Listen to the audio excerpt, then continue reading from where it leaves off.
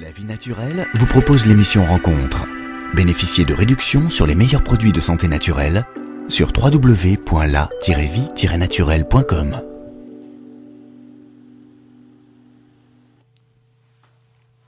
Bonjour chers auditeurs, bienvenue sur l'antenne de Radio Mathieu. C'est une joie de vous retrouver en direct. Aujourd'hui, il est 16h30. Alors, c'était pas du tout prévu de faire un direct aujourd'hui, mais on s'est dit avec Stéphane, allons-y, nous allons parler d'intelligence de cœur. Autant le faire dans l'instant, autant que ça s'inscrive là, dans le présent. Donc, j'ai le plaisir, chers auditeurs, de vous présenter aujourd'hui Stéphane Drouet. Ça va, Stéphane? Bonjour Nathalie, merci à toi. Alors, pour te présenter en quelques mots, bon, ça va être plus que quelques mots, mais tu es thérapeute, bioénergéticien, conférencier, animateur de séminaires et surtout, tu es un vulgarisateur dans tous les principes de physique quantique dont on entend parler largement en ce moment. On peut plus aller à un congrès sans avoir une intervention autour de la physique quantique. Et toi, tu as écrit un livre sur les paraboles quantiques, donc vivre au quotidien selon les paradigmes quantiques. Donc, l'idée, c'est de permettre au grand public d'avoir accès, une compréhension de tous ces principes un peu physiques, un peu compliqués quand même, sous certains aspects, et de les rendre finalement acteurs de leur vie quotidienne dans la compréhension de ces principes-là. Tout à fait, tout à fait. D'où est venue finalement cette quête, cette mission? Voilà, ça date déjà de quelques années, il y a à peu près 8-9 ans maintenant. Le temps passe vite. Et puis à la rencontre d'un magnétiseur dans le sud de la France, alors que mon métier était plutôt de tourner autour du consulting, eh bien, effectivement, j'ai eu cette rencontre avec cette dimension un peu invisible, alors que jusqu'à présent, je ne connaissais, je dirais, dans ma vie quotidienne que le monde visible, le monde que l'on palpe. Et donc, dans cette rencontre, eh bien, ce magnétiseur m'a appris ce qu'a tout le monde, finalement, aujourd'hui, j'avais du magnétisme. Mais pour moi, à l'époque, c'était un véritable Big Bang, on va dire ça comme ça. Voilà. Et donc, eh bien, toute ma démarche après a consisté à aller comprendre, parce que j'avais besoin de comprendre, c'était mon esprit cartésien qui me venait de ma formation de consultant, de comprendre effectivement comment on pouvait expliquer, je dirais, toutes ces interactions avec le monde de l'invisible, toute cette dimension énergétique, toute cette dimension lumineuse et informationnelle. Voilà. Et les premières réponses, je les ai eues à travers la physique quantique. Alors, ça date déjà de quelques années. Et j'ai encore le souvenir de ce film qui existe encore forcément, que nombre de personnes ont déjà vu, qui s'appelle « Que savons-nous de la réalité ?» en français, What the bleep do we know? Enfin, bon, certains connaissent très bien. Et je me souviens à l'époque, aujourd'hui ça me fait sourire forcément, que j'avais dû comprendre 5-10% du film. Ouais. Alors évidemment, quand je regarde ça aujourd'hui, c'est plutôt drôle. Voilà. J'imagine. Donc j'ai eu mes réponses à travers enfin en tout cas un début de réponse à travers la physique quantique. Mais la première fois que j'ai entendu et compris, en tout cas avec ma compréhension de l'époque, que nos pensées créaient, nos émotions créaient notre réalité de chaque jour, forcément, ça m'a un petit peu bouleversé. Et après, j'ai assisté à tous ces séminaires que j'appelle machine à laver, où en fait, on passe dans le tambour, et puis on en ressort, et en fait, on ne sait plus trop comment on s'appelle, mais quelque chose nous a transformés de l'intérieur. Bien sûr. Voilà. Et ça nous a essorés au fur et à mesure, ça nous a débarrassé finalement du liquide un petit peu en trop, de la saleté, pour aller vers notre pureté, vers notre essence. Sans doute. Moi, ce que j'appelle on pourrait trouver un peu cette métaphore si on se lance sur les histoires de machines à laver. Par exemple, voilà, pour reprendre cette machine à laver. Ouais. Et je dirais que ce qui m'a le plus transformé, parce que c'est un peu le sujet que tu évoquais en début d'émission, eh bien, c'est cette intelligence du cœur. Alors, ça va être notre grand thème d'aujourd'hui, justement, voilà, l'intelligence du cœur, dont on entend aussi beaucoup parler. Donc, qu'est-elle, cette intelligence de cœur, Stéphane? Alors, c'est une bonne question. C'est tellement large que c'est difficile parfois d'y répondre. Je dirais avant tout, quand les gens me posent cette question, parce que je fais bon nombre de conférences sur le sujet, je dirais que c'est surtout une expérience. Alors, je pourrais vous dire qu'effectivement, quand on parle d'intelligence, on parle des neurones, par exemple, parce que ça, c'est très français. On a un passé qui date de Descartes et puis on y est attaché finalement. Eh bien, cette intelligence du cœur, c'est d'abord des neurones. On sait qu'on a à peu près 100 milliards de neurones au niveau du cerveau. On sait plus récemment que notre cerveau entérique, le cerveau intestinal, en contient à peu près 200 millions, ce qui est à peu près de l'ordre je dirais, du cerveau du chien, on va dire. Mais ce qu'on sait moins en France, alors qu'aux États-Unis, on sait ça depuis 25 ou 30 ans, c'est que le cœur contient 40 000 neurones. C'est pas rien. C'est ce qui permet justement à ces trois entités de discuter entre elles. Alors, ça ne signifie pas pour autant que, vu, je dirais, ces mesures où on parle de 40 000 et de 100 milliards, on pourrait dire, mais finalement, qu'est-ce qui nous pilote? C'est plutôt le cerveau. Il semblerait que ce ne soit pas le cas. Donc cette intelligence du cœur dont tu parles, c'est avant tout une expérience qui nous permet, alors vous allez voir, c'est très quantique, parce que ça c'est vraiment ma grande passion, c'est ce qui permet de transformer son regard sur sa réalité. On sait qu'aujourd'hui l'intelligence du cœur, elle nous permet de transcender la perception qu'on peut avoir d'une situation. C'est-à-dire, au lieu de voir les choses avec notre esprit binaire de tout gosse, en fait, parce qu'on a été formaté à regarder les choses toujours selon deux polarités, Ouais. On va nous apprendre à gagner et surtout ne pas perdre. On va nous apprendre à aller à la recherche du plaisir et surtout pas la souffrance. Développer nos qualités, faire taire nos défauts, par exemple. Tout à fait. Eh bien, avec le regard quantique qui est transcendé par l'intelligence du cœur, on va apprendre à regarder les choses avec un regard que j'appelle quantique, forcément, puisqu'elle nous permet de voir l'intégralité de la situation suivant notre perception. Est-ce que c'est une forme de, finalement, de regard spirituel?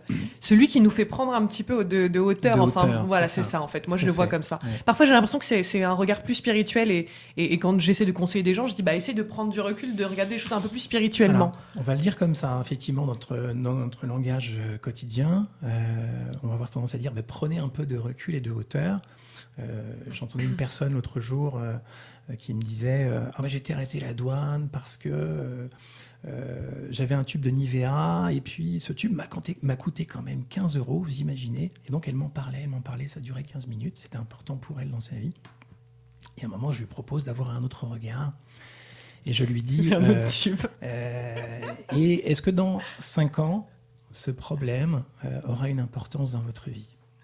Est-ce qu'à l'échelle de votre vie, à l'échelle de l'humanité, est-ce que justement cet épisode a une importance? Et là, forcément, elle m'a dit non, ça va de soi. Et là, elle commençait à regarder les choses avec un autre regard.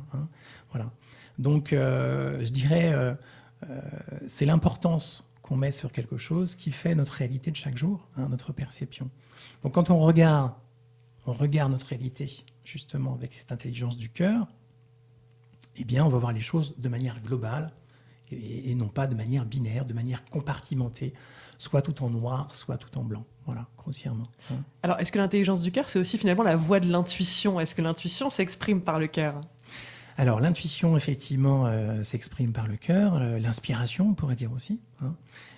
J'ai pour habitude d'aller dans les abbayes de mon côté pour écrire. Mes bouquins, donc celui que tu évoquais tout à l'heure qui est effectivement Parabole quantique. Et effectivement, quand je suis en lien avec cette énergie un peu monastique, de ces lieux un peu sacrés et religieux, eh bien je sens que ce potentiel du cœur s'ouvre. On peut ressentir ça aussi quand on respire dans cet espace du cœur, quand on médite, quand on se relaxe. Et c'est comme si, tout à coup, on avait accès à un espace d'information beaucoup plus large. Je dis souvent, quand vous êtes en mode stress, votre accès au champ quantique, en fait, est diminué d'autant. Par contre, quand vous commencez à avoir une hygiène de vie par la méditation, par la relaxation, par la respiration dans le cœur... Par le bonheur, non? Par la joie aussi? Parce que l'on fait tous les jours, c'est-à-dire faire ce que l'on aime et faire ce que l'on est, tout court. Eh bien, forcément, cet espace est démultiplié.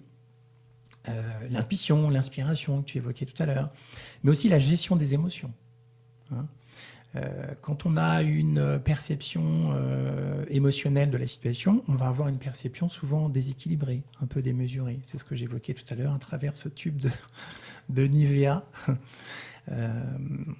Et donc, l'idée, c'est quoi? C'est qu'à travers cette perception que l'on va élargir, on va commencer à accepter beaucoup plus, à intégrer la situation. Et ça, c'est très souvent le cas. Moi, je vois dans mes consultations, à travers les personnes que je rencontre, leur apprendre justement à regarder les choses différemment. J'ai une anecdote qui me revient, où j'avais une personne l'autre jour d'une 50aine d'années, et je disais, mais si on travaille sur votre perception de ce qui s'est passé quand vous étiez toute gosse, eh bien, finalement, vous allez transcender ce qui s'est passé, vous allez transmuter. Vous allez percevoir finalement cette époque et cette histoire avec un regard complètement nouveau. Et puis, votre biologie va en bénéficier. Vous allez avoir envie de faire des choses dont vous n'aviez pas envie jusqu'à présent. Hein. Et en plus, vous allez en faire profiter les autres. Donc, tout le monde est gagnant. Et elle me dit quelque chose d'extraordinaire. Je lui dis, mais finalement, vous allez porter un regard différent. Et là, elle me dit, mais ce sera faux. Et là, j'ai trouvé ça génial. Pourquoi ? Parce qu'elle est en train de nous dire que finalement, il n'existe qu'une seule et même vérité et une seule et même réalité de la vie. Alors qu'en fait, elle est totalement multiforme. Même si c'est celle qu'elle se crée par son mental. Bien sûr. Mais même si le passé est notre passé, eh bien, ce n'est pas une information figée. Elle est sans cesse en mouvement. On peut à nouveau la regarder avec un regard totalement nouveau qui nous permet d'avancer. Non pas être dans la souffrance, mais dans l'acceptation de ce qui s'est passé. Et finalement, en transmutant notre regard, on va commencer à créer une réalité différente. Pourquoi ? Tout simplement parce qu'on va commencer à créer des réseaux neurologiques différents. D'accord ? On sait que la neurologie est intimement liée à cette définition de la réalité quantique à travers nos pensées. À partir du moment où on commence à penser différemment, on commence à créer des réseaux neurologiques différents. D'accord ? Et on commence à créer une réalité différente. Si nos pensées créent notre réalité, on aura du mal à changer notre réalité si on pense toujours de la même façon. Ça, c'est sûr. Vous voyez ? On a eu l'exemple de Christine Levicki, qui est une coach américaine extraordinaire et qui a écrit un bouquin qui s'est vendu à plus de 100 000 exemplaires. C'est « J'arrête de râler en 21 jours ». Et c'est exactement ce qu'elle nous expliquait, à savoir en 21 jours, des nouveaux circuits neuronaux se créent. Et donc, on peut se passer d'une dépendance comme la dépendance à râler. Bon, je sais pas si c'est une dépendance finalement, c'est plus une habitude, quelque chose qu'on fait tellement dans l'automatisme des choses, mais notamment même de substances. Moi, je sais que j'ai arrêté de regarder la télé pendant 21 jours. Aujourd'hui, c'est comme si il était impossible de réintroduire une télé chez moi, dans mon environnement. C'est impossible. C'est comme si ça n'avait jamais existé. Tout à fait. Donc, Donc le cerveau est quand même aussi assez extraordinaire pour ça. C'est ça. C'est-à-dire qu'en fait, ce n'est pas l'événement en lui-même qui est important, c'est la perception que l'on a.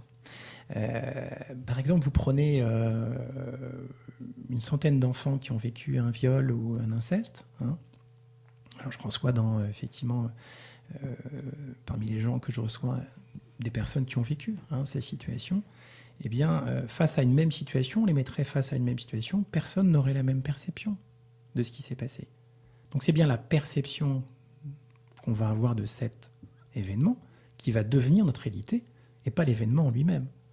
Donc c'est vrai qu'en physique quantique, la notion d'objectivité, elle a beaucoup moins de sens en fait. On ne sait pas trop ce que c'est que l'objectivité. Ouais. Hein.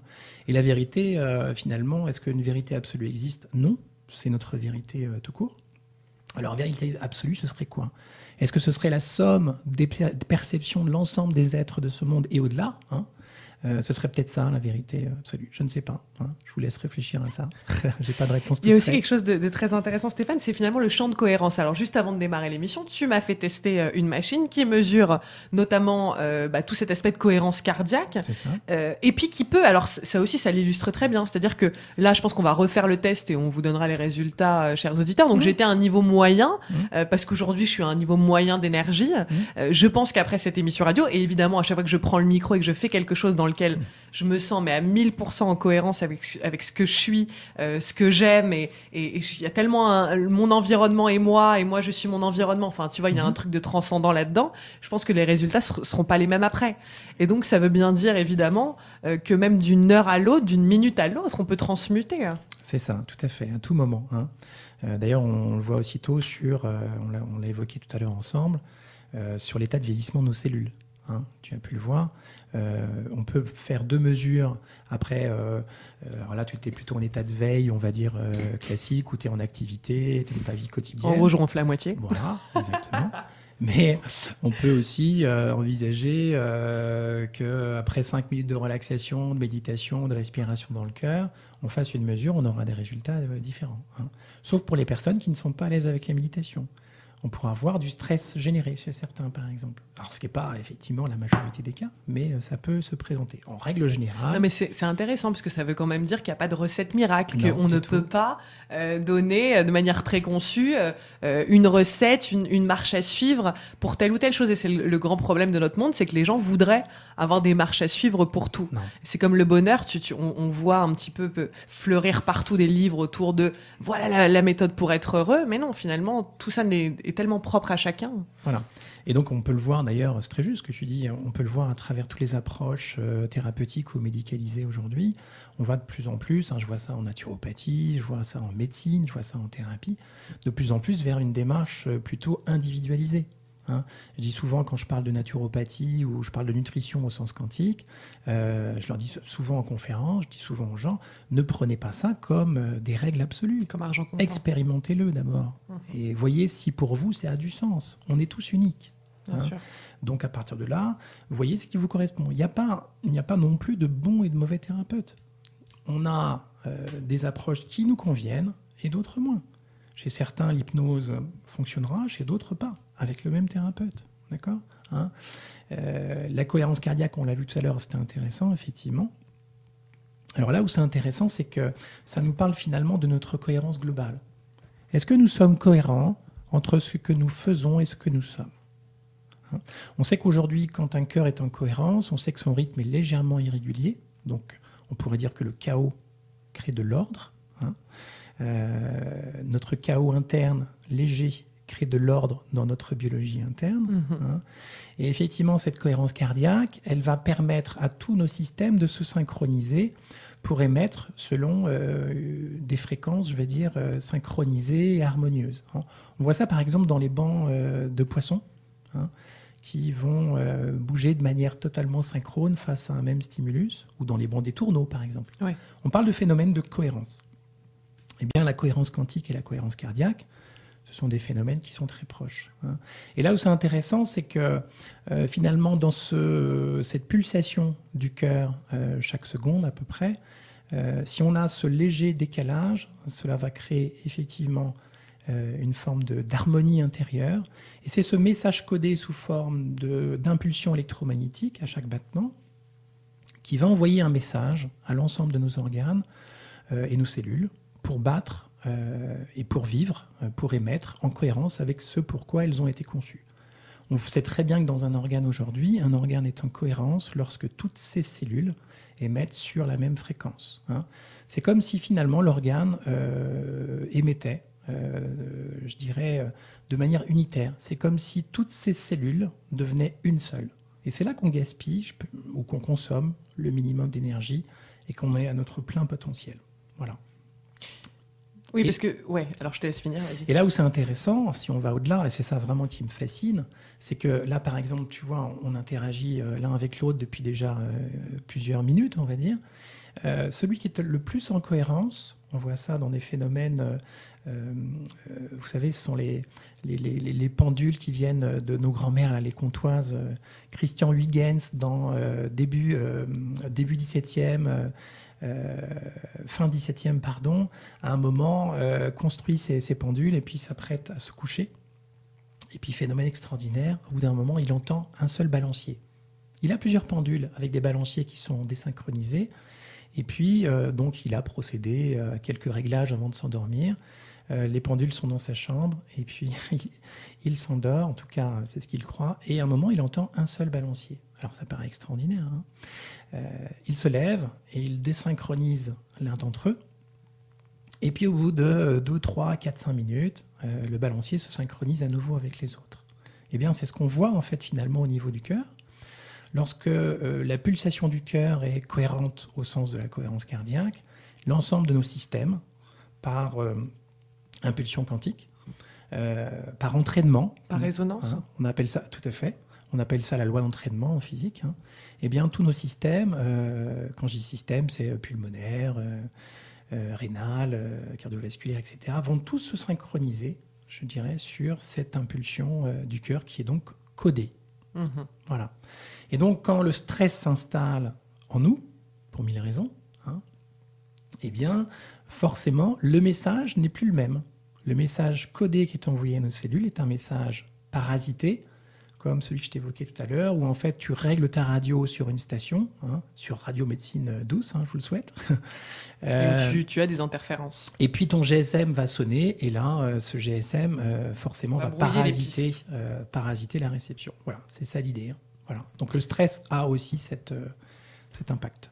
Le stress, on parlait d'autres émotions un petit peu parasites comme la tristesse, la frustration, la colère, par exemple. la jalousie. Enfin voilà, d'ailleurs toutes les émotions qu'on a du mal à vivre, qu'on devrait accepter, qu'on devrait accueillir, d'ailleurs le cœur ouvert, mais qu'on essaie toujours un peu de camoufler et de se dire ah non mais ça c'est trop dégueulasse, j'ai vraiment pas envie de le voir en face. Mais donc l'état d'esprit finalement a une importance considérable et la physique quantique le montre extrêmement bien sur notre santé, sur notre état de santé, de vieillissement. Elle a déjà une influence au niveau interne, mais elle a aussi une influence, c'est là où je voulais en venir tout à l'heure, sur les autres. On sait que par exemple, ce qui est capital dans une relation thérapeutique, c'est l'hygiène qu'on peut avoir dans sa vie. C'est-à-dire que si, en tant que thérapeute, tu reçois une personne et que tu es déjà en cohérence cardiaque, tu vas aider la personne justement à se mettre en cohérence. On voit ça très bien aujourd'hui. On sait que les électroencéphalogrammes et les électrocardiogrammes, quand les deux personnes se mettent en cohérence, vont se synchroniser à un moment. C'est ce qui va aider le plus, en tout cas durant cette séance, la personne à accéder à des informations qui vont lui permettre une meilleure compréhension de sa situation. Clairement. Et la dépasser. Donc cette hygiène du thérapeute qui va justement travailler sur lui chaque jour pour se mettre en cohérence cardiaque, elle devient essentielle pour moi dans la relation thérapeutique. Mais c'est vrai que tu as amplement raison. Et j'étais avec 2 invités ce matin. On parlait finalement de l'importance de la présence thérapeutique. À quel point un thérapeute, avec ce qu'il est profondément, sa personnalité, il va déjà faire du bien à la personne qu'il a en face de lui. Et moi qui ai suivi 7 jours de formation d'hypnose, c'est une des premières choses qu'on t'apprend. Je crois que c'est le phénomène de synchronisation. C'est-à-dire que, en fait, dans l'observation de l'autre, et j'imagine que plus on a de l'expérience dans la relation thérapeutique, plus ça se fait naturellement. C'est-à-dire que notre battement de cœur commence à se réguler sur celui de la personne en face. Les mouvements commencent à devenir plus ou moins les mêmes. Le rythme de parole commence à devenir le même. Moi, je trouve ça absolument passionnant. Pour finalement mener son patient vers un état de mieux-être, mais immédiat. C'est-à-dire que même avant de démarrer avec des outils thérapeutiques, on a déjà créé la relation thérapeutique. C'est ça. C'est exactement ça. Jean-Jacques Crèvecoeur disait quelque chose d'assez sensé là-dessus, je partage totalement. Il disait, mais finalement, quand je choisis mon thérapeute, ça va se faire dans les 5 premières minutes. Quand je vais le rencontrer, je vais voir véritablement si je peux avoir confiance en lui et s'il peut me guider vers là où je n'ai pas su, ce que je n'ai pas su atteindre jusqu'à présent. Et donc finalement, dans cette relation thérapeutique, ce rapport à l'autre, dans notre hygiène de vie et dans notre faculté à mettre de la cohérence dans notre vie, va représenter 50% du chemin avec l'autre. Je dis souvent aussi, quand vous voulez savoir comment va une mère, allez voir comment va l'enfant.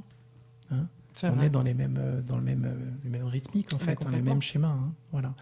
Et donc, une mère qui, effectivement, est dans un état psycho-émotionnel un petit peu difficile, en tout cas dans la période actuelle, eh bien, forcément, l'enfant va le ressentir aussitôt. Et comme on sait que les enfants émettent sur des ondes θ en priorité jusqu'à l'âge de 7 ans, donc ils deviennent, c'est ce que j'expliquais tout à l'heure en hypnose, ce sont les ondes d'hypnose, les ondes θ, eh bien, les enfants deviennent des éponges émotionnelles. Ils absorbent tout. Donc, ils sont en étroite interaction avec l'environnement. Et je rappelle que la physique quantique, c'est essentiellement la physique des interactions et la physique des liens. Qu'est-ce qui se passe dans cet environnement invisible entre nous, où on interagit les uns envers les autres, sans même avoir besoin de se regarder, de s'écouter, de se toucher, de se sentir. Il se passe quelque chose. Donc finalement, le voisin, que ce soit son mari ou un inconnu dans le bus, il est toujours là par effet de résonance. C'est ça, tout à fait. C'est-à-dire que la façon qu'on a de regarder notre environnement nous dit aussi là où on en est. J'évoquais ce cas thérapeutique tout à l'heure de cet homme qui se demandait s'il avait véritablement fait le deuil de sa ancienne relation, sachant qu'il avait vu son ex-compagne avec un homme chauve, quelque temps après leur séparation. Et 1 an après, il continuait à avoir des hommes chauves.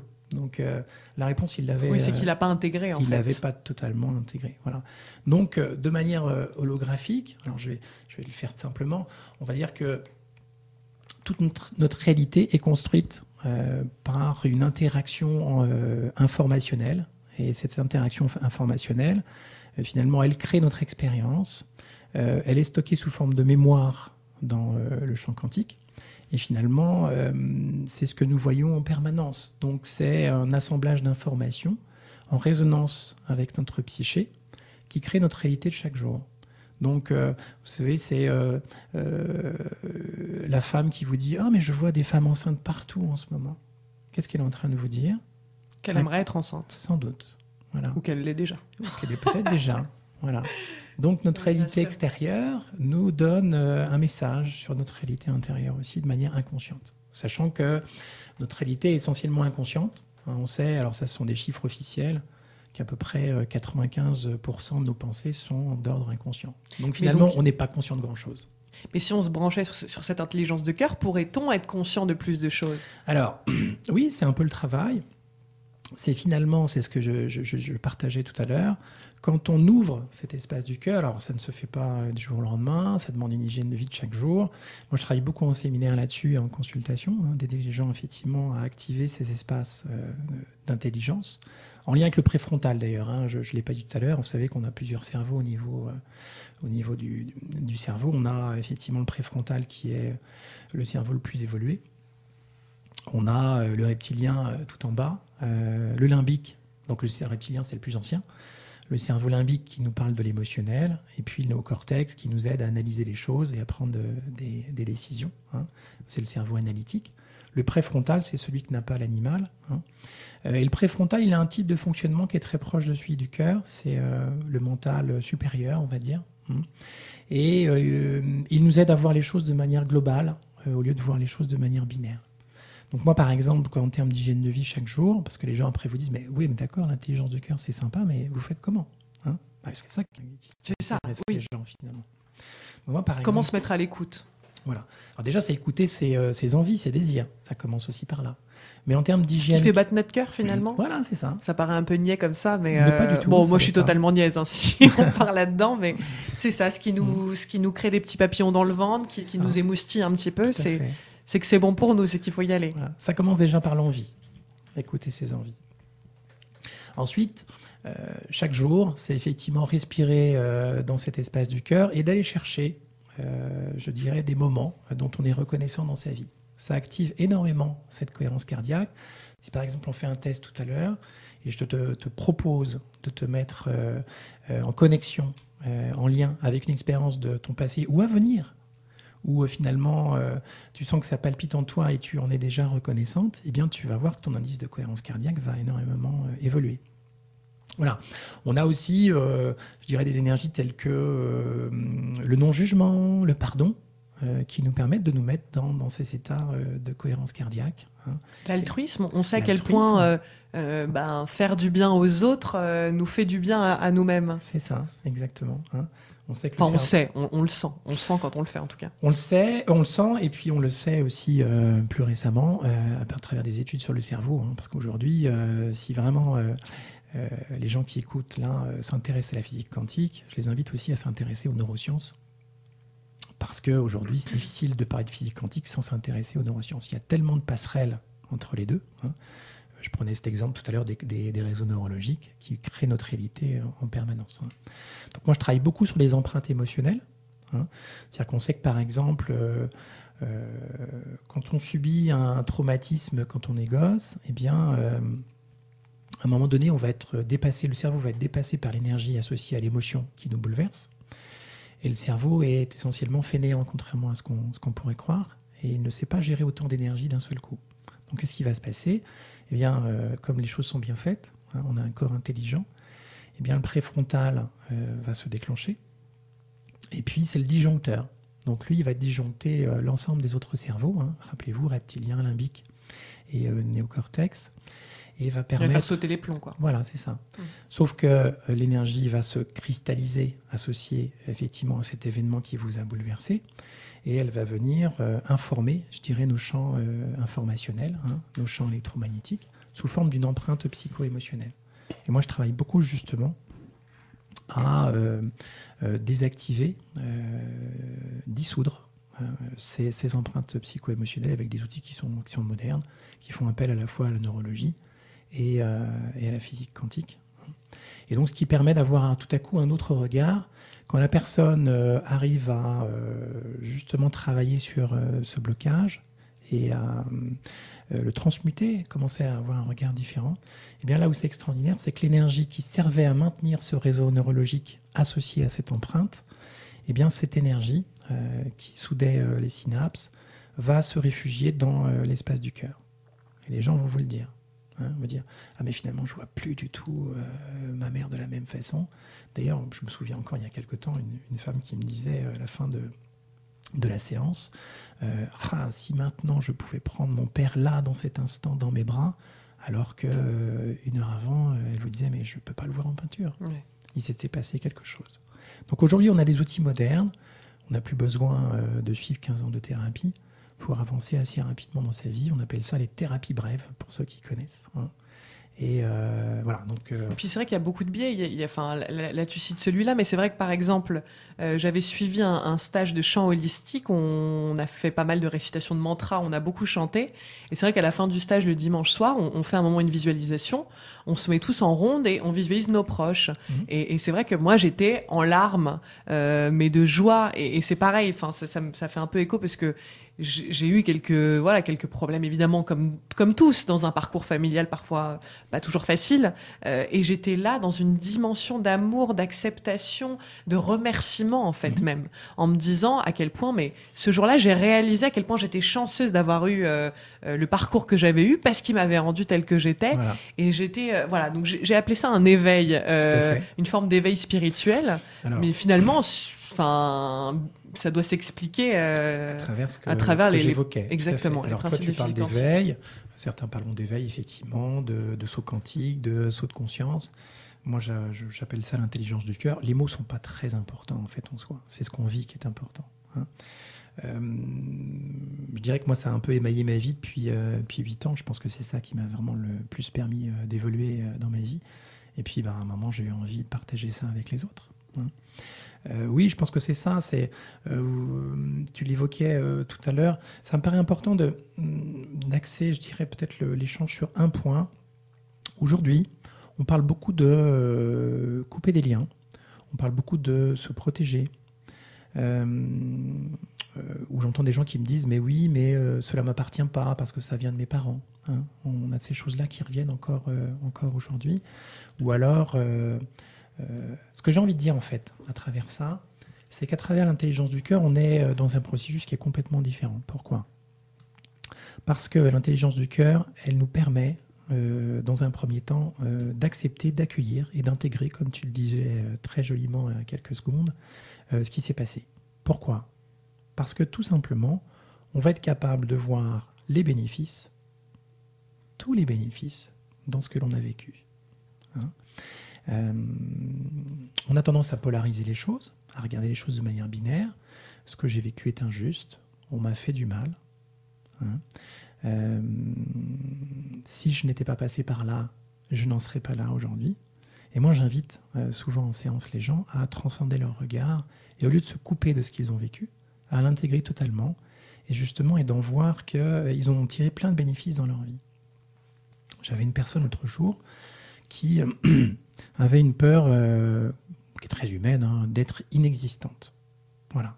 Et donc elle était face à la retraite et vous savez, c'est ces périodes-là où en fait, après une période active très longue, on se dit mais finalement on va être plus rien, quoi.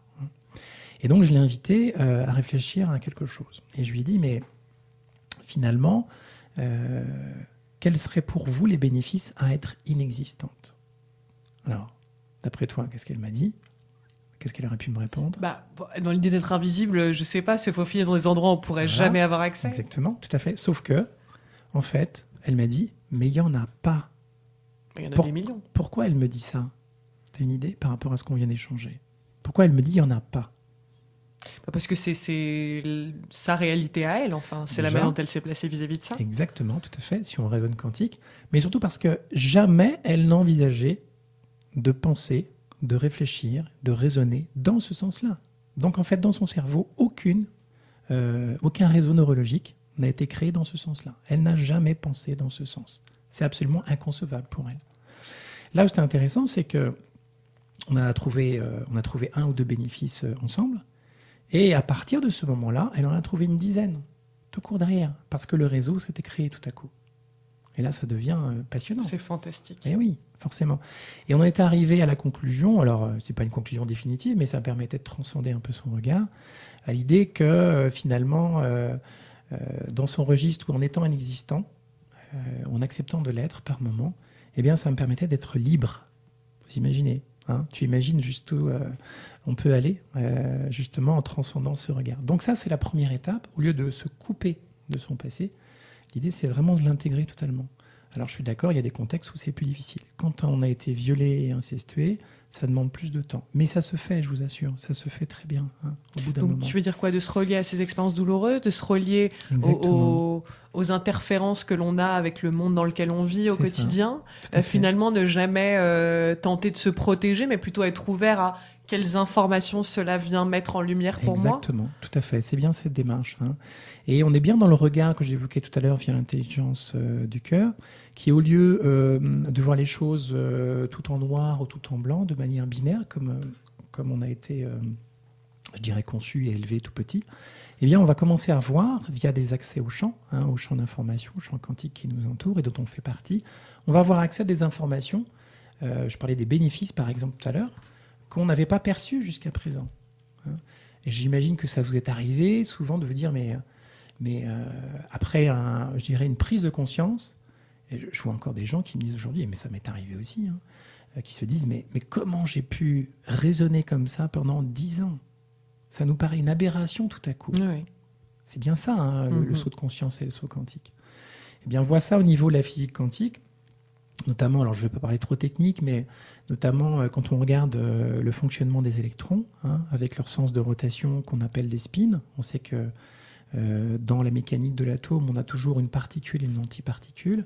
Eh bien, quand les deux polarités de l'électron, le positron d'un côté positif et l'électron négatif de l'autre se rencontrent, ils créent une particule de lumière. Hein. On appelle ça le processus d'annihilation du photon. Il crée une particule de lumière qu'on appelle un photon. Et c'est là que se crée le saut de lumière, le saut de conscience et le saut quantique. Eh bien, en fait, nos particules, dont on est constitué, font ça en permanence. Eh bien, si on arrive à activer ça via l'intelligence du cœur beaucoup plus régulièrement, eh bien, forcément, on accède à un rythme de croissance et d'évolution qui est démultiplié. Démultiplié. Hein. Et moi, c'est ce que je vis depuis plusieurs années. Pourquoi ? Parce que notre système nerveux va s'habituer à raisonner toujours dans ce sens-là. Et je dis souvent aux gens, posez-vous une question toute simple. Dans une situation douloureuse, chaotique et de souffrance, quelle partie positive vous pouvez tirer de la situation présente? C'est des questions à vous poser systématiquement. Alors, suivant l'état émotionnel et son intensité, ce sera plus ou moins facile ou difficile. Mais de toute façon, dans tout contexte, on a forcément des bénéfices à vivre cette situation. D'ailleurs, on peut le relier à la notion de la matière est neutre, hein, c'est ce que on échangeait tout à l'heure, hein, parce qu'en fait, dans tout atome, il y a autant, déjà dans le noyau, il y a autant effectivement de protons que d'électrons, mais il y a autant de particules que d'antiparticules au niveau des positrons, des électrons. Donc forcément, on sait que la matière est neutre, ne peut exister qu'à partir du moment où elle est neutre. Et là où c'est intéressant, c'est que si la matière est neutre, on sait que dans toute situation, il y a autant de bénéfices que d'inconvénients. Les deux bouteilles sont remplies au même niveau. C'est ça. Mais à nous de le percevoir. C'est le travail que je propose à faire en séance avec les personnes ou en séminaire. Voilà. Bon, bah super Stéphane. Bah écoute, c'était un bon mot de conclusion, pardon. Donc les auditeurs qui nous ont écoutés aujourd'hui peuvent retrouver ton ouvrage Parabole quantique, Vivre au quotidien selon les paradigmes quantiques, donc aux éditions Avant-propos, donc de Stéphane Drouet. On a beaucoup de chance parce que tu vas venir très régulièrement à la radio. Moi, il y a une flamme dans tes yeux, il y a quelque chose. T'as un regard d'enfant en fait. On a déjà dû te le dire, mais il y a un regard rieur qui est incroyable, voilà. Et ça a percuté. Je crois qu'on est dans une intelligence de cœur qui rentre extrêmement en résonance tous les deux. Donc c'était une joie de t'avoir aujourd'hui. Merci pour tout. On te retrouve bientôt. Oui, bah écoute, j'espère avec En joie. attendant, on te retrouve sur ton site internet. Donc je pense que les gens peuvent trouver facilement une adresse mail pour te contacter. Donc c'est www.arcantis.eu. Donc j'afficherai l'adresse du site sur la plateforme. Merci beaucoup Nathalie. Merci Stéphane. Merci Namasté. à vous tous. À bientôt. Au revoir.